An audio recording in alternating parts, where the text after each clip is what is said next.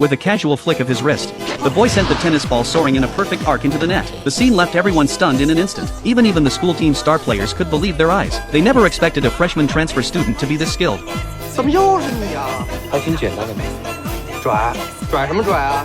这儿可没你上场的份儿。 This is the most famous tennis academy in the area. The star players here are all exceptionally skilled. That's why newcomers who've just joined the team aren't allowed to play. On his first day, Daniel happened to come across a practice session. He wasn't really interested at first, and was about to pack up and leave. But his classmates, who were with him, looked up to the star players so much that they invited him to watch the practice before leaving. Daniel agreed. He wanted to see what level these players were at, too. No matter what angle one of them hit the ball from, another player would catch it and return it right into the net. To Daniel, this was nothing out of the ordinary.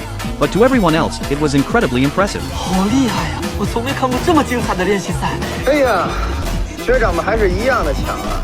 不管你会什么样的发球，在这都没有显摆的机会。 But just as everyone was captivated by the player's skills, a tennis ball suddenly flew toward Daniel. It was so fast that no one had time to react. Everyone thought Daniel was going to get hit.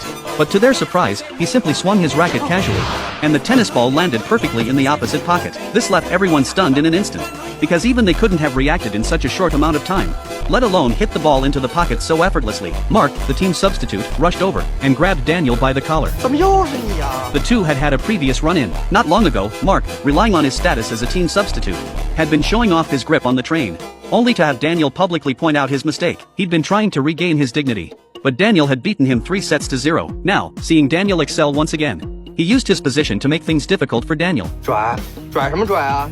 这儿可没你上场的份儿。 But just then, a voice suddenly rang out. Mark instantly grew tense. The newcomer was none other than the tennis team captain, John. He had advanced to the junior finals as the top seed in his group, and was hailed as the most promising player in the tennis world. As soon as he arrived, he penalized both of them with laps for disrupting the court's order. His commanding presence silenced Mark. Daniel didn't argue either. The two of them ran laps around the track together. An hour passed quickly. Mark was already drenched in sweat. He blamed it all on Daniel. Just then, he spotted the other guy's tennis bag right in front of him. 这不是录下的球包吗？ A plan instantly formed in Mark's mind. Time flew by. The freshmen were now practicing their swings.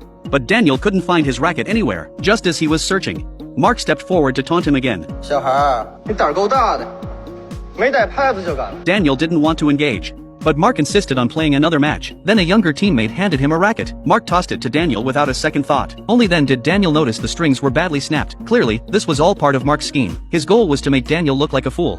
没本事还自以为是的人，还真多。